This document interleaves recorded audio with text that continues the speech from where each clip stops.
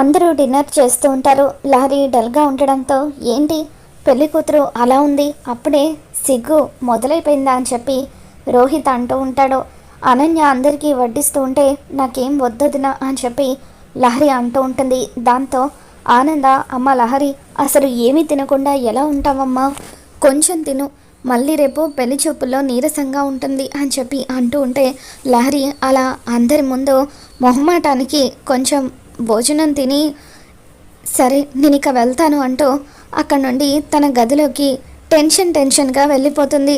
ఇక పదే పదే లహరి జరిగిన దాని గురించే ఆలోచిస్తూ ఎంతగానో బాధపడుతూ ఉంటుంది. పాపం నా కోసం శరణ్య వదిన ఎంతగానో రిస్క్ చేసింది, అసలు ఆ మహేష్ శవాన్ని వదిన ఏం చేసి ఉంటుందో అని చెప్పి రేపు ఎప్పుడైనా ఈ విషయం బయటకు వస్తే అప్పుడు పోలీసులు నన్ను అరెస్ట్ చేస్తారేమో అని చెప్పి లహరి భయపడిపోతూ ఉంటుంది. ఆనంద లహరి వెనకాలే తన గదిలోకి వస్తుంది.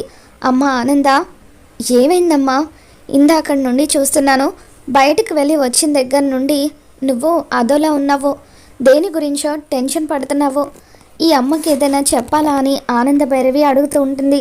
లేదమ్మా ఏమీ లేదు అని చెప్పి లహరి అనగానే అప్పుడు ఆనంద, సరే మరి అలా అయితే త్వరగా పడుకో, రేపు ఉదయం పెళ్లి చూపులు ఉన్నాయి కదా, నువ్వు పెళ్లి చూపుల్లో ఫ్రెష్గా ఉండాలి కదా అని చెప్పి అంటూ ఉంటుంది.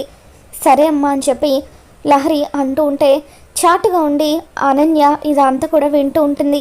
అసలు రేపు పెళ్లి చూపులు జరిగితే కదా, రేపు నేను వెయ్యబోయే ప్లాన్కి ఆ పెళ్లి చూపులకు వచ్చిన వాళ్ళ ముందు నువ్వు కుప్ప కూలడం ఖాయం, వాళ్ళ ముందు నీకు అవమానం జరగబోతుంది ఆనంద భైరవి, రేపు నేను కొట్టబోయే దెబ్బ మామూలు దెబ్బ కాదు అని చెప్పి అనన్య అంటూ ఉంటుంది.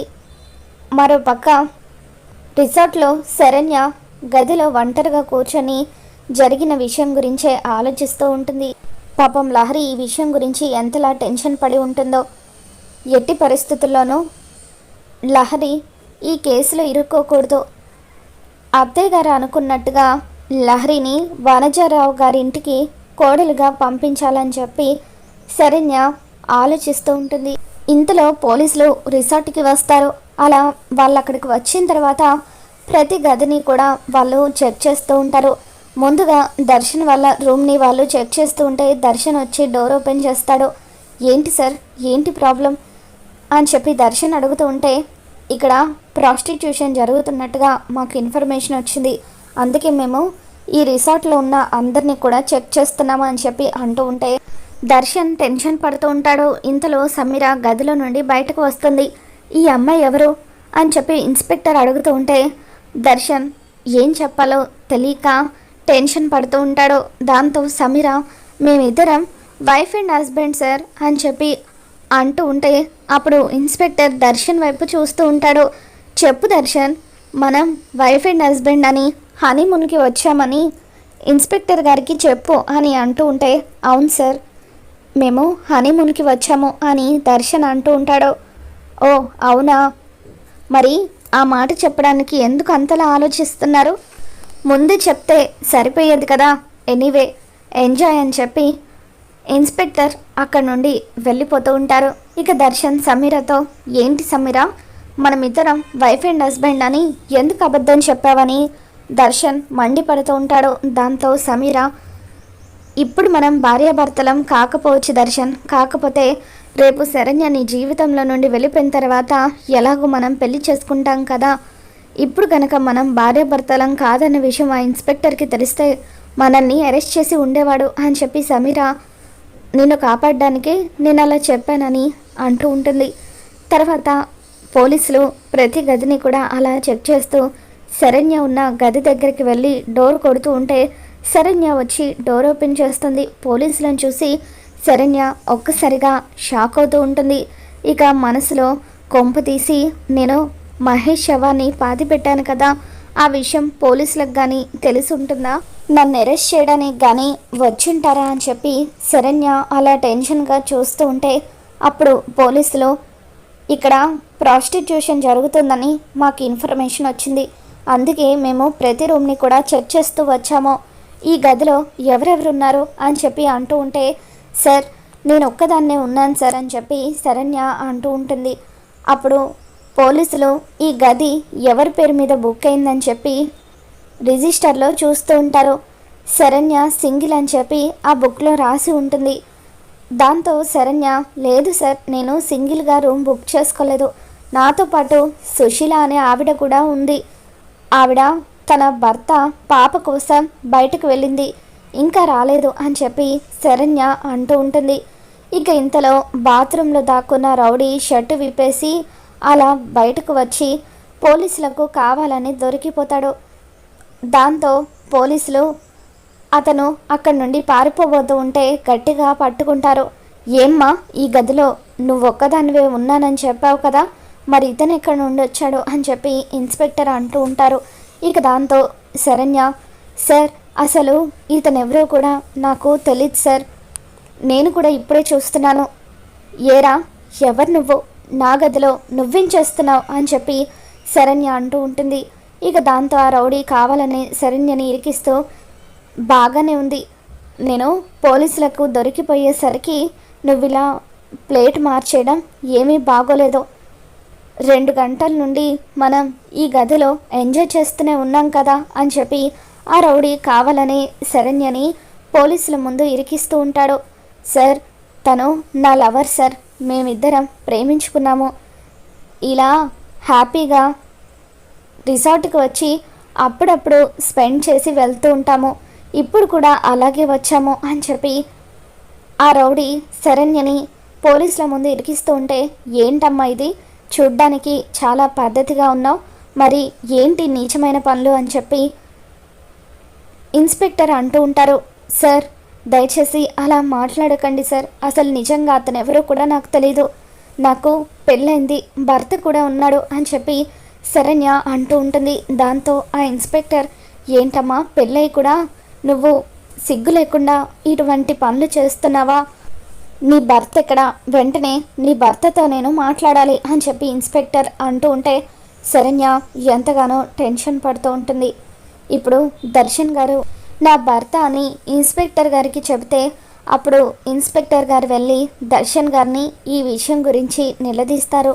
దాంతో దర్శన్ గారు నన్ను మరింత అసహించుకుంటారు అని చెప్పి శరణ్య, సార్ ప్లీజ్ సార్, దయచేసి నన్ను తప్పు చేసిన దానిలాగా చూడకండి, నేను నిజంగానే ఏ తప్పు చేయలేదు, ఒకవేళ నా భర్తకి ఈ విషయం తెలిసినా కూడా ఆయన నన్ను అపార్థం చేసుకుంటారు, అసలు వీడు నా గదిలోకి ఎలా వచ్చాడో నాకు తెలియదు సార్, మీకు దండం పెడతాను, నన్ను నమ్మండి అని శరణ్య కన్నీళ్లు పెట్టుకుంటూ ఉంటుంది. చూడమ్మా, దొరికిపోయిన తర్వాత అందరూ ఇలాగే మాట్లాడతారు, మిమ్మల్ని అరెస్ట్ చేస్తున్నాం, పదండి స్టేషన్కి అని చెప్పి ఇన్స్పెక్టర్ అంటూ ఉంటే శరణ్య ఎంతగానో బతిమలాడుతూ ఉంటుంది. ఇక అప్పుడే పోలీసులు శరణ్యని తీసుకుని వెళ్తూ ఉంటే దర్శన్ అక్కడికి వస్తాడు. 1 నిమిషం ఇన్స్పెక్టర్ అని చెప్పి అంటూ ఉంటే, ఏంటి సార్, ఈ అమ్మాయికి మీకు ఏంటి సంబంధం, ఎందుకు తనని అరెస్ట్ చేసి తీసుకువెళ్తూ ఉంటే మమ్మల్ని ఆపుతున్నారు అని ఇన్స్పెక్టర్ అంటూ ఉంటే అప్పుడు దర్శన్, తను ఏ తప్పు చేయలేదు ఇన్స్పెక్టర్, వాడు అబద్ధం చెప్తున్నాడు అని దర్శన్ అంటూ ఉంటాడు. దాంతో ఇన్స్పెక్టర్, ఆ అమ్మాయి తప్పు చేయలేదని మీకెలా తెలుసు, అసలు ఆ అమ్మాయికి మీకు ఏంటి సంబంధం అని అంటూ ఉంటే, తను ఎవరో కాదు ఇన్స్పెక్టర్ గారు, ఆనంద భైరవి గారి కోడలు, నేను ఆనంద భైరవి గారి కొడుకుని, తను నా భార్య అని చెప్పి దర్శన్ అంటూ ఉంటాడు. దాంతో ఇన్స్పెక్టర్ ఒక్కసారిగా షాక్ అవుతూ, ఏంటమ్మా మీరు ఆనంద భైరవి గారి కోడలా, ఆవిడ గురించి నేను చాలా విన్నాను, ఆనంద భైరవి గారి కోడలు ఎట్టి పరిస్థితుల్లోనూ తప్పు చేయదు, వీడు కావాలని మిమ్మల్ని ఇరికించడం కోసమే ఇదంతా చేసి ఉంటాడు, వీడిని పట్టుకొని కొడితే ఖచ్చితంగా ఇదంతా ఎవరు చేయించారో బయట పెడతాడు అని చెప్పి లాఠీతో ఆ రౌడీని కొడుతూ, రే మర్యాదగా నిజం చెప్పు, ఎవరు నీ చేత ఇదంతా చేయించారు అని చెప్పి అంటూ ఉంటాడు. మరి ఇందాక నేను అడిగినప్పుడు ఆ అమ్మాయి మీ భార్య అని ఎందుకు అబద్ధం చెప్పారు అని ఇన్స్పెక్టర్ అంటూ ఉంటే, సారీ సార్, నేనప్పుడు అబద్ధం చెప్పాను, నిజానికి శరణ్యనే నా భార్య, సమీర నేను ప్రేమించుకున్నాము, మా అమ్మ నాకు ఇష్టం లేకుండా శరణ్యతో పెళ్లి జరిపించింది, శరణ్య నా జీవితంలో నుండి వెళ్ళిపోయేలాగా చేయడం కోసం అని చెప్పి సమీర నేను కలిసి క్లోజ్గా ఉన్నట్టుగా నాటకం ఆడుతున్నాము అని చెప్పి దర్శన్ ఇన్స్పెక్టర్కి చెప్పడంతో అప్పుడు ఇన్స్పెక్టర్ చూడండి, మీరు చేస్తుంది చాలా పెద్ద తప్పు. ఒక్కసారి పెళ్ళి జరిగిపోయిందంటే తనే మీ భార్య. ఆ అమ్మాయి చూడ్డానికి చాలా లక్షణంగా కూడా ఉంది. లక్షణంగా ఉన్న భార్యని పక్కన పెట్టుకొని మీరు గర్ల్ ఫ్రెండ్తో ఇలా తిరగడం కరెక్ట్ కాదు. మీ అమ్మగారి పరువు ప్రతిష్టలకు కూడా అది భంగం కలిగిస్తుందని చెప్పి ఇంకొకసారి ఇటువంటివి రిపీట్ చేయకండి అంటూ ఇన్స్పెక్టర్ దర్శన్కి వార్నింగ్ ఇస్తూ ఉంటాడు. తర్వాత దర్శన్ ఆ రౌడీని చితక్కొడుతూ చెప్పురా ఇదంతా నీ చేత ఎవరు చేయించారని అడుగుతూ ఉంటే అప్పుడు సార్ ప్లీజ్ సార్ దయచేసి నన్ను చంపకండి, ఇదంతా చేయించింది సమీర మేడం, ప్లీజ్ సార్ నన్ను వదిలేయండి, నేను వెళ్ళిపోతాను అని చెప్పి ఆ రౌడీ సమీర పేరు చెప్పడంతో అప్పుడు దర్శన్ సమీర వైపు కోపంగా చూస్తూ ఉంటాడు.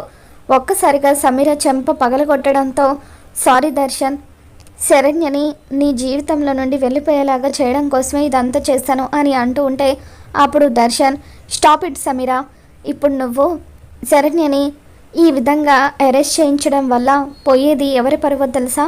మా అమ్మ ఆనంద భైరవి పరువు. శరణ్య అరెస్ట్ అయిందని ఎవరూ కూడా మీడియాలో చెప్పరు.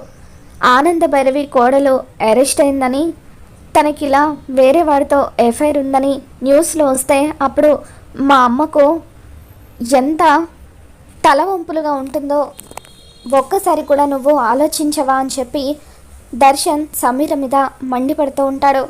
ఇక పోలీసులు దర్శన్తో చూడండి దర్శన్ గారు, ఇది మీ కుటుంబానికి సంబంధించిన సమస్యగా భావించి ఇప్పటికి మిమ్మల్ని అరెస్ట్ చేయకుండా వార్నింగ్ ఇచ్చి వదిలేస్తున్నాము. ఇంకొకసారి ఇటువంటివి మా దృష్టికి వస్తే మాత్రం మిమ్మల్ని అరెస్ట్ చేయాల్సి ఉంటుంది. మీ భార్యను మీరు జాగ్రత్తగా చూసుకోండి అని చెప్పి శరణ్యతో అమ్మ శరణ్య, ఇందాక నేను కూడా నీ గురించి అనవసరంగా నోరు జారాను, దయచేసి నన్ను కూడా క్షమించు. నీకు ఎప్పుడైనా ఏదైనా ఇబ్బంది కలిగితే వెంటనే నాతో చెప్పు అని ఇన్స్పెక్టర్ అక్కడ నుండి వెళ్ళిపోతారు. మరి రాబోతున్న ఎపిసోడ్లో ఏం జరగబోతుందో మళ్ళీ మన ఛానల్లో తెలుసుకుందాం. వీడియో నచ్చితే తప్పకుండా లైక్ చేయండి.